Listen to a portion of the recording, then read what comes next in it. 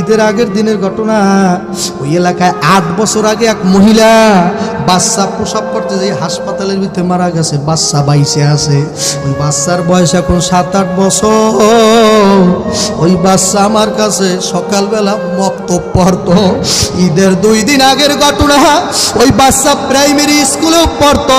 Primary school থেকে ছুটি দিয়েছে, বিস্কুট দেয়। বিভিন্ন প্রাইমারি স্কুলে তো বিস্কুট দেয় সারা বাংলাদেশে। বাবা, প্রাইমারি স্কুল থেকে যখন বিস্কুট দিল, ও বিস্কুট লইয়া প্রত্যেক দৈনিক আমারেও দিত, ও নিজেও খাইতো। কিন্তু আজকের দিনের ঘটনা আমি দেখছি বাবা, ও বিস্কুট 2 প্যাকেট লইয়া আমার কাছে আসে না, মসজিদে যায় না। ও বিস্কুট 2 প্যাকেট লইয়া মার ওই পারিবারিক কবরস্থানের দিকে নামতে আছে।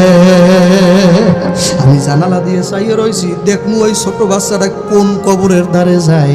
ও কি আর মার কবর চেনেনি? মায় বলে সায়রে বলে না। কত এখানে মায়ের পাগল আছে, মার কাপড় দেখলে কইতে পারে এটা আমার মার কাপড়। আমি জানালার পাশে যাইয়ে দাঁড়াইছি, তাকাইয়ে দেখি ওই 8 বছরের ছেলে আস্তে আস্তে কবরের দিকে নামতেছে। কবরের দিকে নামার পরে দাদার কবরের দ্বারও গেল না, দাদুর কবরের দ্বারও গেল না, অন্য কোন মানুষের কবরের দ্বারে যায় নাই। ওর মনটাই বলছে ওইটা আমার মার কবর, ওইটাই আমার মার কবর।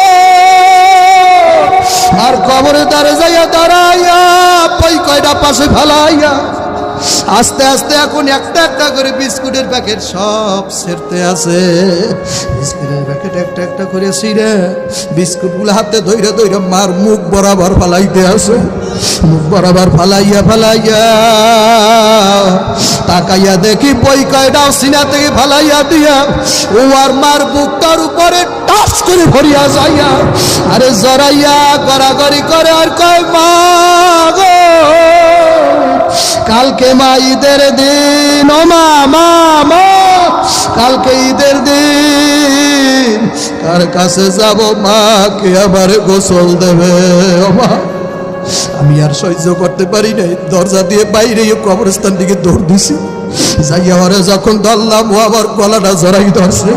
গলাটা জড়াই ধরে বলে হুজুর গো, আপনি কালকে নামাজ পড়ে মার পা থেকে তুলা নেবে, আর আমি কালকে যাইয়া কারে ডাক দেব মা বলিয়া?